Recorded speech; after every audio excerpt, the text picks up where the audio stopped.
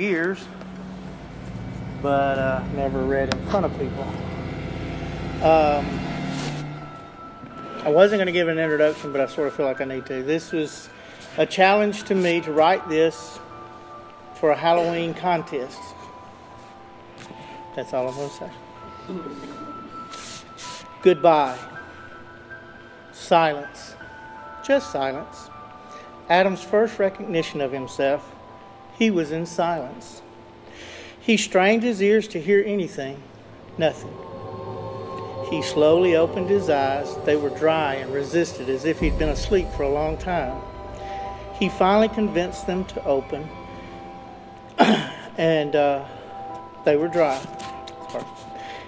He finally convinced them to open, or had he? Darkness. He was in darkness. The darkness, like thick syrup, surrounded him, pressing in on him. He breathed, filling his nostrils with the air around him, dry air. It was musty and mildewed air. There was a smell he could not place. It wouldn't come to him. So many questions ran through his head. He tried to think, what was the last thing he remembered before now? The silence, the darkness, and the smell made it hard to concentrate, and something in him seemed to sludge his thought processes. He had been thud. The sound was sudden, loud, breaking the darkness like shattered glass around him. He jumped, or more aptly described, he convulsed.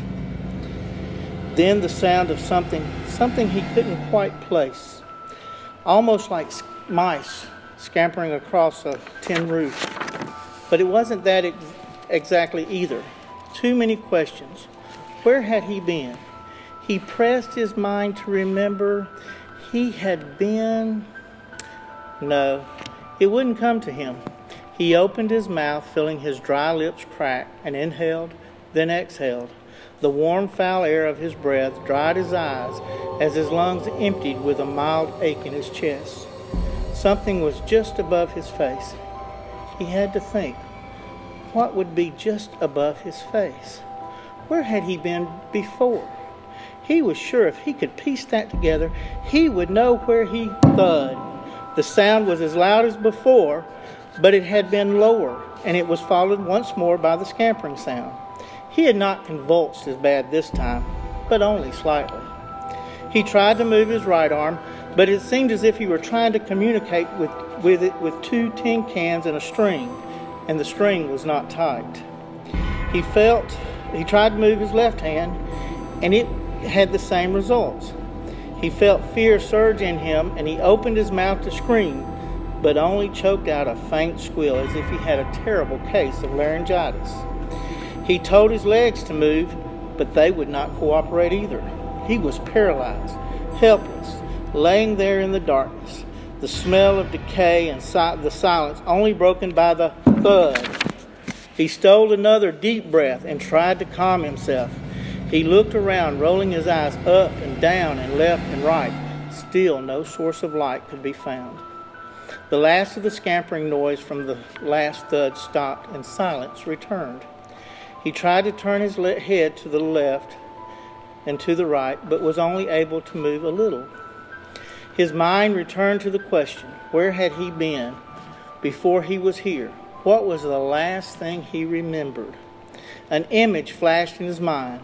There was a table with a plate on it, a slice of roast, partially eaten potato, carrots, and a half-eaten wedge of pone cornbread encompassed the plate. On one side of the plate was a glass of tea.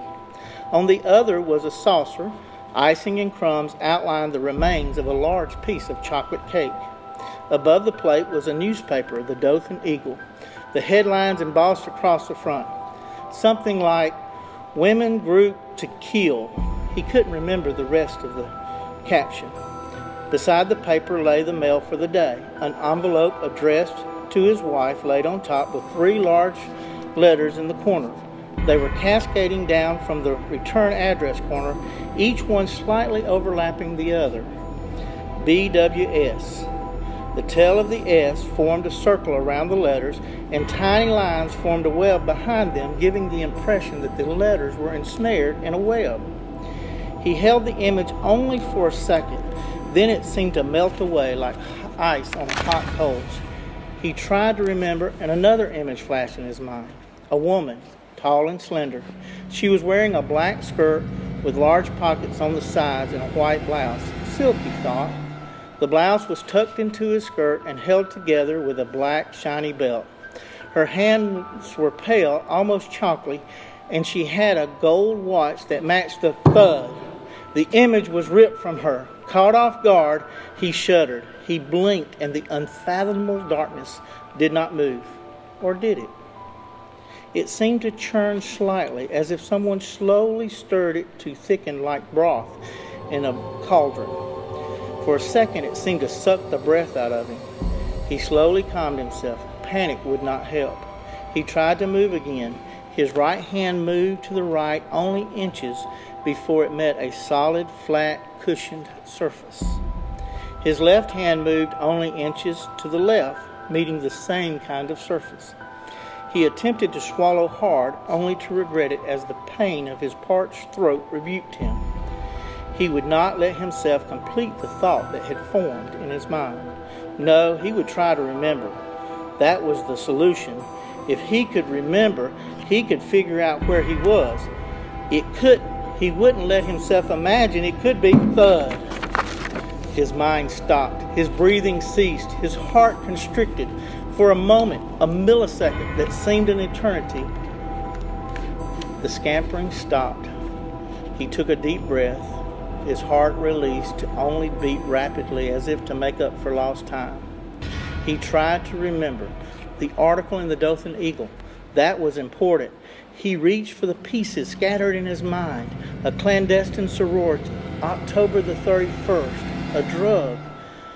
It was a net something, a drug that he couldn't remember. Wait, it was used to paralyze. Thud. His mind reeled as the terror of the sound and the memory roared in his head. He had to relax. He had to remember more. Another memory. After the plate, the cake, and the article, a blood glucose meter. His meter sat on where the plate had been. It displayed a number. He knew it was bad. 250. A sugar high. He had to take some insulin. An image changed. A box with an insulin medical label, a syringe empty, a drop still clinging from the point of the needle. A vial, his insulin. Or was it? The image dissolved into another image. A woman's face. Familiar face. She had deep blue eyes accented by aqua eyeshadow and a thin mouth with deep red lips enhanced by carefully applied lipsticks. Her nose was slender with sharp edges between her eyes. Her dark brown hair barely touched her sculptured eyebrows. She was saying something. He strained as if to physically hear the words in his memory. Thud. The image, a bubble in his mind, burst and was void. With the scampering noise spreading out in the darkness above his face, he shivered. He tried to move his feet, and reluctantly they conceded. He kicked, and a thump seemed to squash it as soon as he started. He tried to kick harder, but there was no leg room. He balled up his fists, and he pushed them up as hard as he could. 2 more muffled thumps. He refused to feel the surface above him. He could not bear to feel what he knew was there. Consumed with dread, he kicked again in frustration, but only managed to cause his foot to throb from the muffled thump. He wanted to know why, and to know why he had to remember. Attempting to shut out the darkness, he closed his eyes. An image of a hand holding the vial. The hand was an off color of peach with brown dark hair on the back. With trembling fingers, the vial slowly turned, revealing the name of the contents. The hand, his hand, shuddered, dropping the vial. He remembered the helpless feeling as the vial hit the table, rolled to the floor, the label facing up. The words, aneptine qualicine, on it. His eyes darted to the paper. The Black Widow Society, BWS, vows to kill their husbands on Halloween. His eyes crept up to the paper, to the date. Wednesday, October the 31st, 2012. Thud. The sound was softer now. The scampering sound almost non-existent, like an eerie afterthought. He did not jump, just a mere twitch of recognition.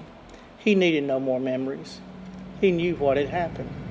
With horrific realization seeming to deaden his insides as he lay back quiet, the rhythm of the thuds growing softer and softer. He knew there was not an escape. He was left with just the sound of his breathing.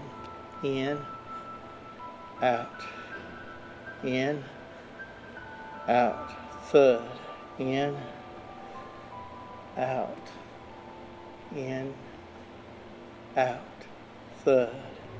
The last image before his final breath slipped from him was a woman, his wife, leaning over him, the press of her cold, damp lips on his forehead, her last words to him, "Goodbye, my love." Thud. Silence. Just silence. John's first recognition of himself was silence. Thud.